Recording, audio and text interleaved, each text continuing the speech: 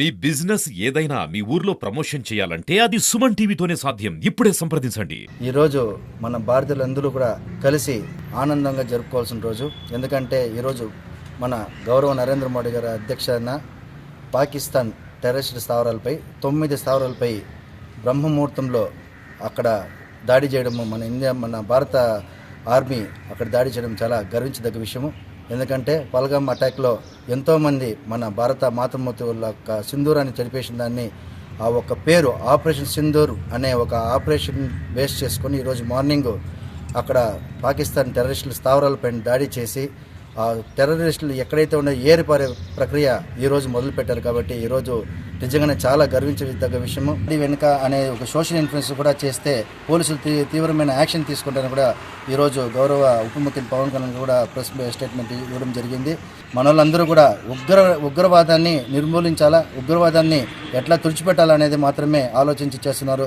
అది మన భారతదేశానికి ఉన్న మానవత్వం, మన ఒక సనాతన ధర్మం ఎలాగైతే మనం అందరూ పాటిస్తామో అదేవిధంగా మన భారత ఆర్మీ కూడా ఈ ధర్మాన్ని పాటించి ఎక్కడ సివిలియన్స్ పైన దాడి చేయకుండా కేవలం ఉగ్రవాది దాడిని మాత్రం చేసి మనందరూ కూడా భారతదేశం ఎక్కడ కానీ తగ్గదు, భారతదేశం ప్రపంచంలోనే ఎవరికి కూడా తల వంచదు అనే ఒక సందేశాన్ని ప్రతి ఒక్కరికి పంపించడం జరిగింది. ఇవన్నీ కూడా కేవలం మన నరేంద్ర మోడీ గారి లీడర్షిప్ని ఒక పైన ఉన్న నమ్మకము, అదేవిధంగా ఆయనకి తోడ్పాటు అందించే ఈ ఎన్డీఏ గవర్నమెంట్ కూడా ఉన్న నాయకులు కానీ ప్రతి ఒక్క భారతీయుడు ఆయన వెనుక ఉన్నారని కూడా ఈ సందర్భంగా తెలియజేసుకుంటున్నాను. ఈరోజు మన భారత ప్రధాని నరేంద్ర మోడీ గారు పాకిస్తాన్ ఉగ్రవాదుల మీద చేస్తున్న దాడి చాలా మంచిది. ఇది ట్రైలర్ మాత్రమే, ఇంకా సినిమా చాలా ఉంది. కాబట్టి దేశ ప్రజలందరూ మోడీకి మద్దతుగా నిలిచి ప్రపంచ దేశాలంతా మద్దతు ఇచ్చినట్లు మోడీకి మద్దతు ఇచ్చి ఇంకా ఈ ఉగ్రవాదులందరినీ ఏరిపారాలని, ఉగ్ర దాడిలో చనిపోయిన వారి ఆత్మ అందరికీ శాంతి జరుగుతుందని, మోడీ చేస్తున్న పోరాటంలో మనం తప్పకుండా విజయం సాధించి పాక్కు సరైన బుద్ధి చెబుతామని, ప్రపంచ దేశాలన్నిటి కూడా మనకు మద్దతు ఇస్తున్నాయి. ఉగ్రవాదుల్ని మట్టిలో కలిపేస్తారని పూర్తిగా నమ్ముతూ మోడీ గారు జై. భారతదేశంలో ఇటువంటి తీవ్రవాదులు చాలా నీచంగా నడుచుకోవడం కానీ, ఎటువంటి అన్యం పుణ్యం తెలియనటువంటి పురుషులను దారుణంగా 26 మందిని ఊచకొత్త కోయడము చాలా సహించలేనటువంటి నేరము. ముఖ్యంగా మన భారతదేశం అంటే దైవభక్తికి పుట్టినీళ్ళు భారతదేశము. ఇటువంటి దైవభక్తికి పుట్టినీళ్ళు భారతదేశం అయిన వలన మనమందరూ కూడా గర్వించదగాలి. సుమారు 1 గంట 2 గంటల ప్రాంతంలో సింధూరు అనే ఒక ఆపరేషను ఉగ్రవాదులపైన దాడి చేయడము అన్యూహంగా చోటు చేసుకునేది. ఇది ప్రతి ఒక్కరు కూడా, ఎందుకంటే భారతదేశము ఎటువంటి ప్రతీకార చర్యకు పాల్పడుతుందో తెలియనటువంటి స్థితిలో ఉన్నప్పుడు ఇటువంటి ఉగ్రవాదులపైన దాడి చేయడము ఇది నిజంగా గర్వించినటువంటి విషయము. ఇది ప్రతి ఒక్కరు కూడా ఇటువంటి సంఘటనలకు పునరావృతం కాకుండా భారతదేశంలో గట్టి పోటీ ఇస్తుందనేసి ప్రతి ఒక్కరు కూడా తెలుసుకోవాల్సిన అవసరం ఎంతైనా ఉందనేసి భావిస్తున్నాను. ఏప్రిల్ 22వ తేదీ పల్గామ్ దాడిలో 27 మందిని అమాయక ప్రాణాలని కోల్పోవడం జరిగింది. దానికి ప్రతీకార చర్యగా రాత్రి నిన్న 1 గంటకి మన ఇండియన్ ఆర్మీ అటాక్ చేసి కొన్ని 6 స్థానాల్లో తీవ్రవాదుల్ని మట్టి కడిపించడం జరిగింది.